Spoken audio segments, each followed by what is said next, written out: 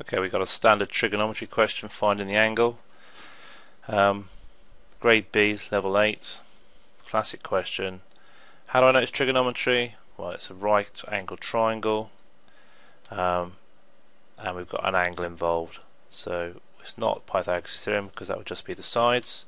It's not anything more complicated because it's a nice right angle triangle. It's not an irregular triangle. It's a nice triangle. So we just go through the usual routine. We label our hypotenuse, we label the opposite side, we label the adjacent side, which is the last one.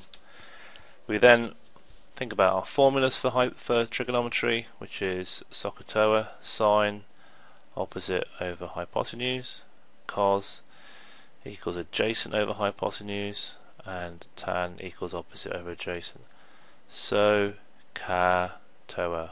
Or some students of mine once said ooh ah. Now I've written it like this so you can use formula triangles. You don't really need to do that for this question. It's a very standard question. We've got the hypotenuse and the adjacent, which is this formula. So we are trying to find the angle. So this is shorthand for the cosine, which we take if you're familiar with formula triangles.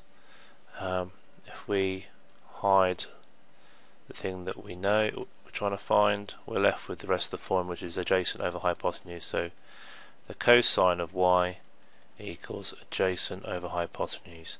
And in a trigonometry question on a GCSE exam, as soon as you write the correct sine, cos or tan, you get 1 mark. And from there we need to rearrange it. So we do the inverse of cosine, which is cos to the minus 1.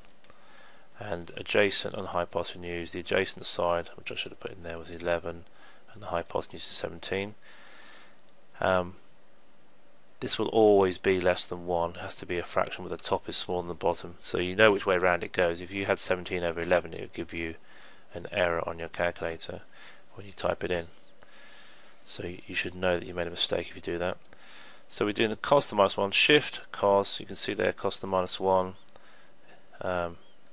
11 over 17. Don't forget to come out of that and then close your bracket, and that gives you 49.6797843993.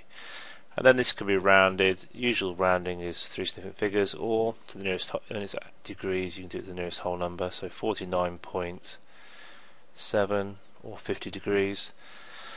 Well, I'd always recommend to write down what your calculator says before you round, so that can be taken into account into your rounding if you make a mistake with your rounding.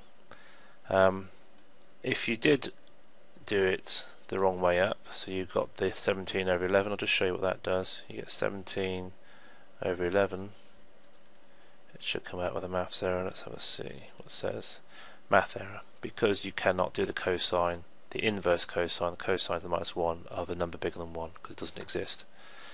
So that's how you know if you made a mistake on that little part.